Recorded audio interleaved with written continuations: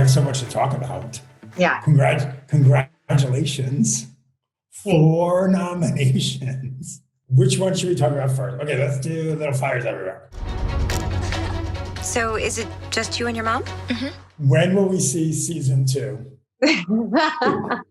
We have no plans for season 2. We really don't. I mean, every once in a while we think, like, can we come up with an idea for season 2? Because we just love working together. This group, Liz Tigelaar and Hello Sunshine and Simpson Street. Like, we just, I mean, if I could work every day with Reese Witherspoon for the rest of my life, I would. She is just a dream, and my sister, really. But we don't have plans for a season 2.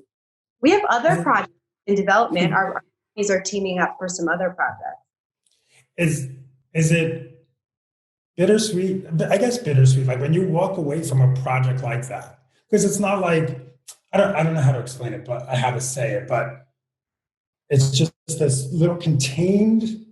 It's not a full television series. It's not a movie.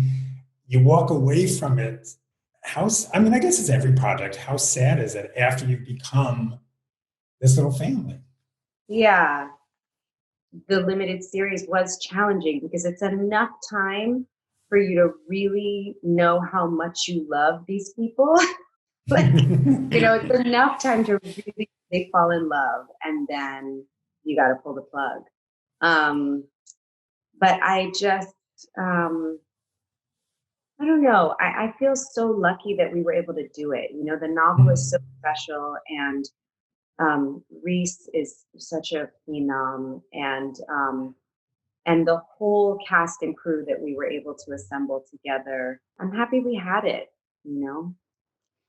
So were you surprised Reese didn't get the acting nom? I was. Everybody was. Yeah. I was. Should I admit this? I was a little angry. I was like, yeah. What? Yeah. I mean, it's wonderful to have the nomination for the show, because that means that nomination belongs to everyone. But I, to be honest with you, since early in my career, having watched, the campaign for Jamie, for Ray, and to watch Forrest with Last King of Scotland, and to be kind of in this awards game for a really long time, because I've been blessed to be a part of material that have been awards contenders. I also get that it's, I have a really tricky relationship with award shows, I'll say, and I try to receive the beauty of it, but without letting it define who I am or how I feel. How much do you love being a producer? I love it. I love it so much. I love it. Why is that? I like being a part of the team that creates an opportunity for other people to work, right? Like, as a producer, your job is to create a container where a bunch of artists and artisans, they come to work every day and they get to pursue excellence toward this common vision. And that's because of the producing. Like, you create that landscape for people to soar.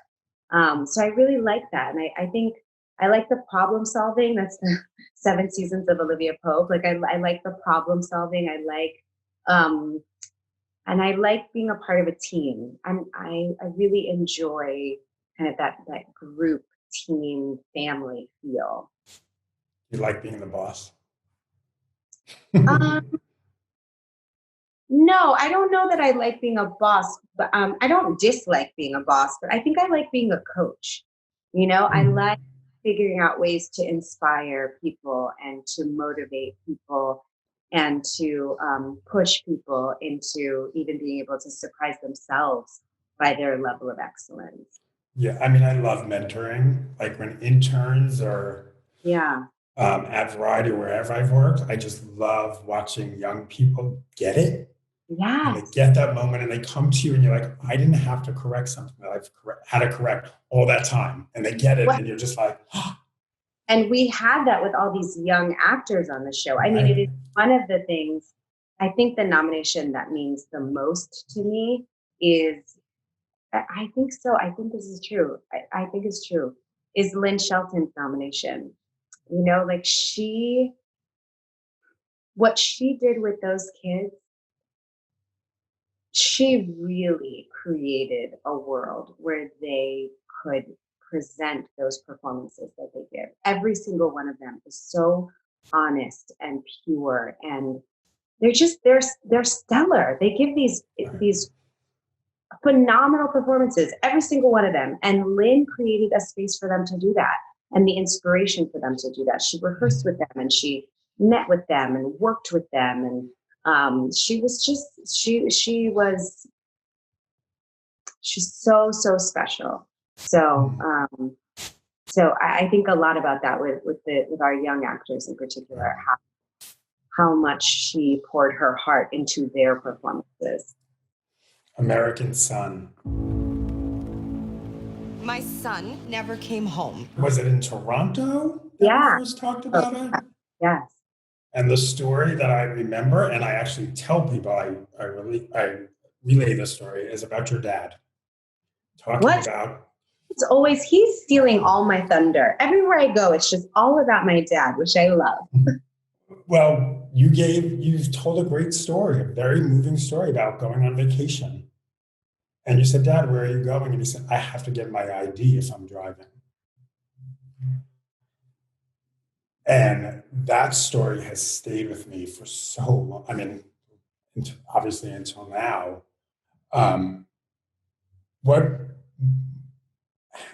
Obviously nothing's changed. Nothing has changed. Well, I think things are changing. I think it's very true that nothing has changed, but I think we are in a pivotal moment.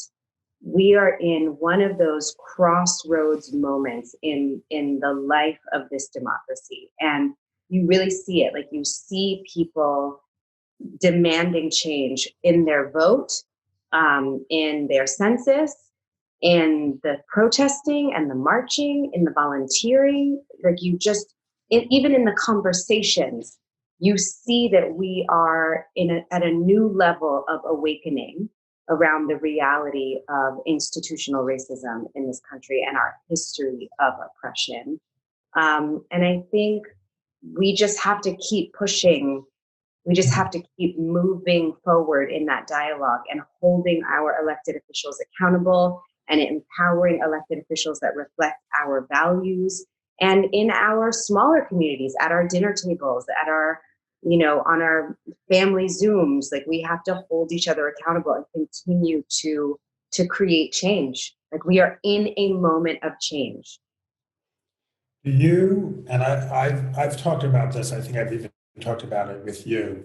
When my husband was undocumented and he wasn't home and the phone would ring, my heart would stop every single time because I didn't know if he was in trouble. Does that happen with you with your husband? It's hard to remember, like, pre-quarantine, when we weren't always in the same place. Good point. Really good point. Like, when's the last time we weren't both at home, both in the car? But yeah, I don't worry when the phone rings necessarily, but I do. I mean, it's impossible to not worry about the Black men in my life out in the world, my cousins, my dad, my husband.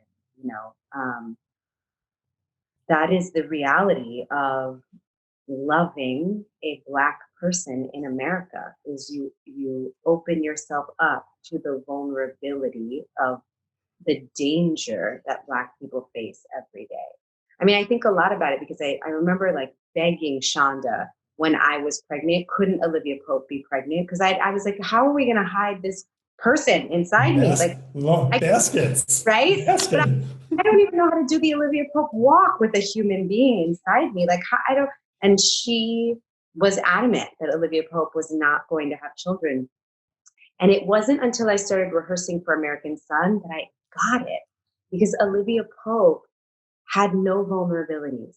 Outside of Fitz, she was a superhero. And just built into Black motherhood is fear and vulnerability. And that was a layer to her identity that Shonda knew was not right for that character. Wow. Mm-hmm. That's fascinating. Yeah. I think that's in a Okay. lot of ways why playing Kendra was kind of like the Un Olivia Pope. You know, it was really like letting the pendulum swing all the way to the other side in my acting toolbox to think of a woman as different from Olivia Pope as I could have imagined. Of course, I didn't imagine her. Christopher Demos Brown did, our brilliant writer. But to think of a woman who's not the most powerful woman in the room, but a woman who's begging officers of power to give her some information, something tangible.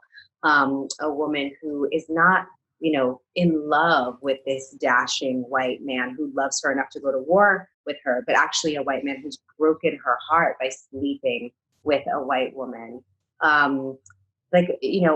mother. She's in so many ways everything that Olivia Pope is not. She owns no Prada. And so that was really good for me as an actor to stretch in that way and to, after sort of 7 seasons of giving you the fantasy of what a powerful Black woman could be in the arms of a powerful white man who fully understands her value in the world, to then sort of rip the rug out and say, like, now I want to look at some of the underbelly of what it could be to be a Black woman without that kind of power in a very problematic and troubled relationship with a white man who doesn't see her power and doesn't understand what she's up against. That's powerful.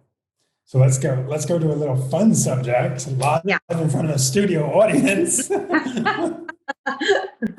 Yeah. Did you ever think you'd be on the Jeffersons?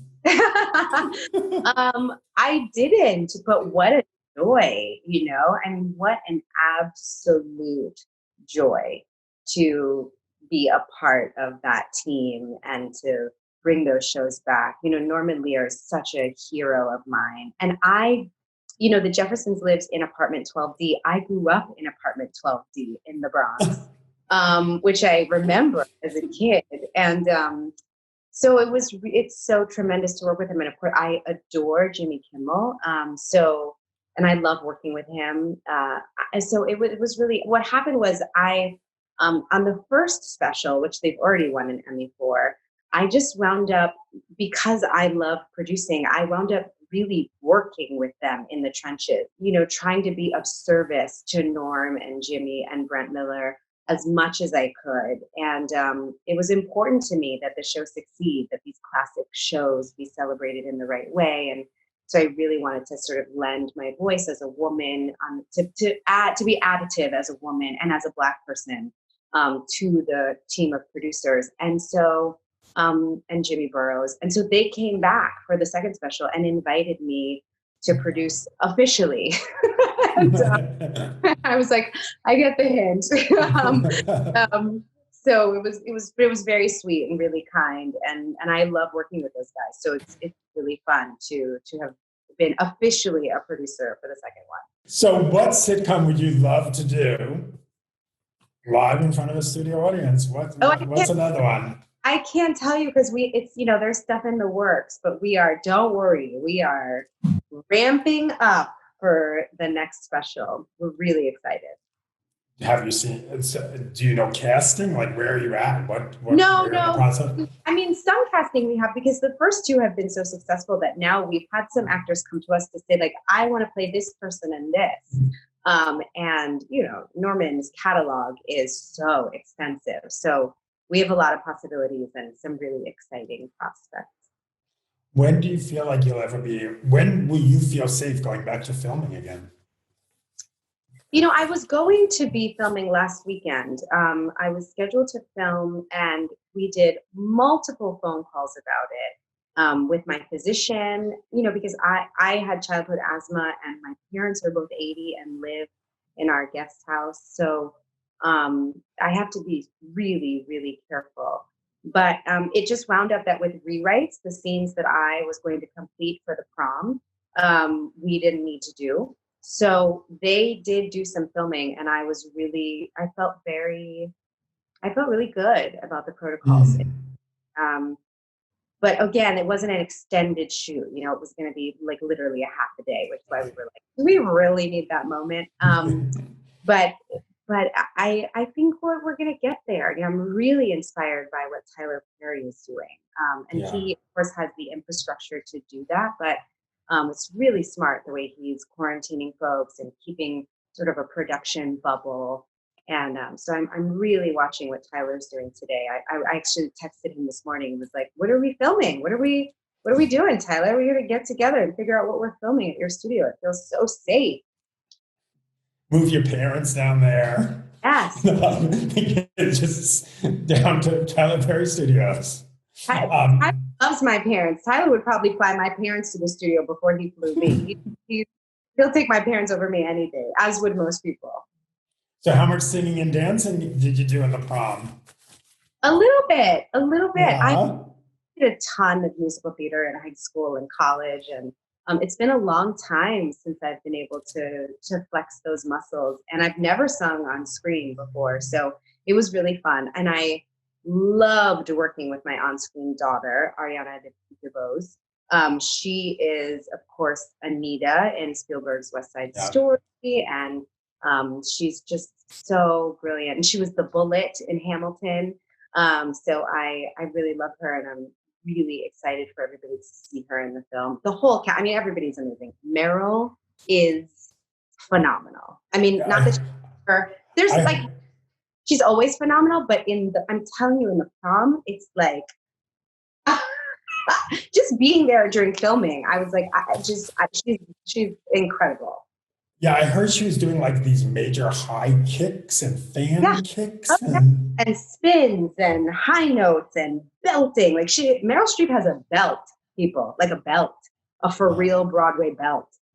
It's not she's like for real. My first college boyfriend was a producer of the Broadway show. Oh, great. Yeah. So I'm very happy to hear that the movie's coming along so nicely. Yeah. So now we have to talk about the fight.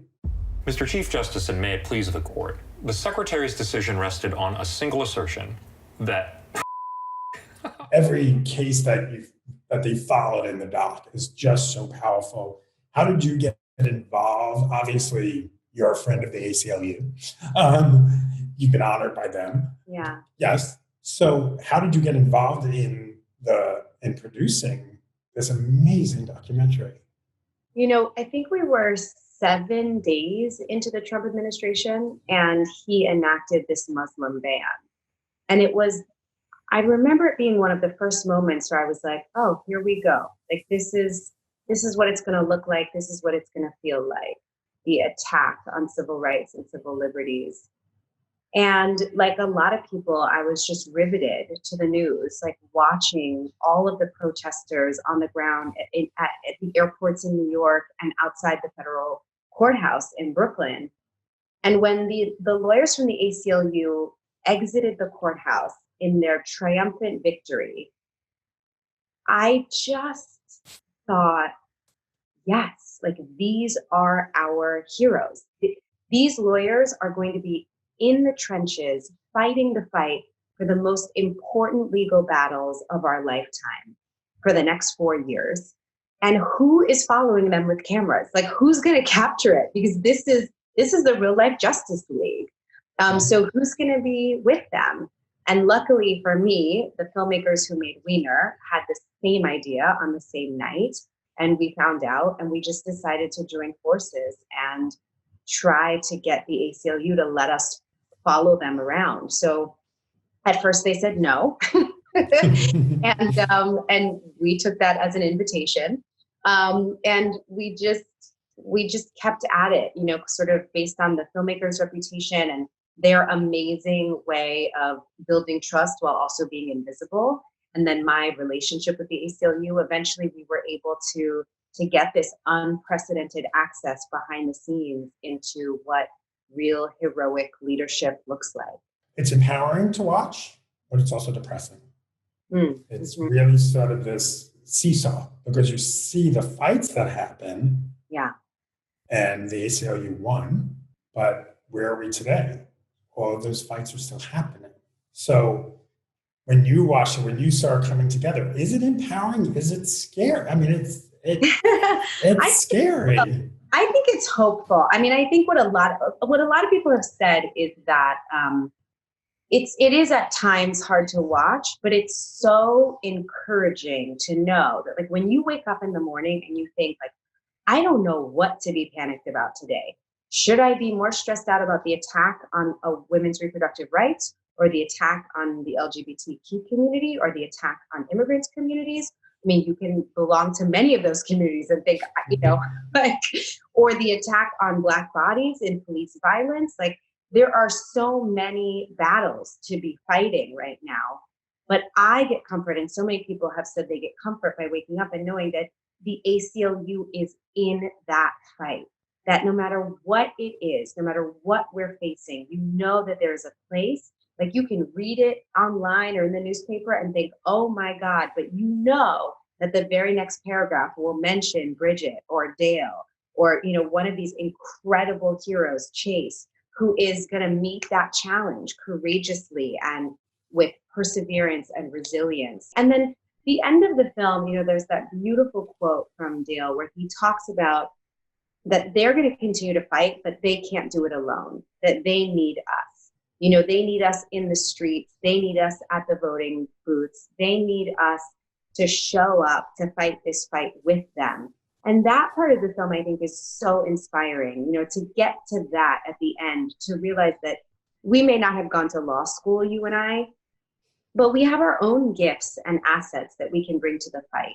Even if it's baking cupcakes and selling them and sending that money to the ACLU, you can be phone calls to your legislators, you can be writing letters, you can be posting, you can be marching, you can be voting, you can fill out your census. Like, there's so much that we can do. And you look at what they're accomplishing. Yes, they're superheroes, but they're also just regular everyday people. They're dads who are hanging their kids upside down because they're trying to get their Zoom meeting done, and their wives having, train wine on the way home to their husbands, and their mothers and fathers and wives and husbands. They're just normal people who have found ways to be heroic in their lives. And we can do that too. Like, they remind us that we can do that too. If we can't find our cell phone chargers and we can't wrap our head around technology, we can still be changing the world. But how do you stay hopeful when on a day like this, John Lewis is memorialized and a president is tweeting about possibly trying to delay the election? How do you stay hopeful? We stay hopeful by staying in the fight. I mean, that's what the film is about. At the same time that the president is tweeting that tweet, I was supposed to do some press earlier this morning with Dale Ho for the film. And he had to say, like, I'm sorry, you got to do the interview by yourself because I have work to do now, right? Like, I have work to do. And so I get to be the kind of superhero that I can be by getting the word out about this film. And he gets to be the kind of superhero that he gets to be. And my superhero is tiny, tiny in comparison to his. He's a real hero. I'm like a rah-rah, sis boom bah hero. But it's like, that's what it's going to take. It's going to take each of us bringing our individual talents and whatever we have to offer, whether we can write a check or drive our neighbors to the polls, whatever it is we can do. What do you think is going to happen in November?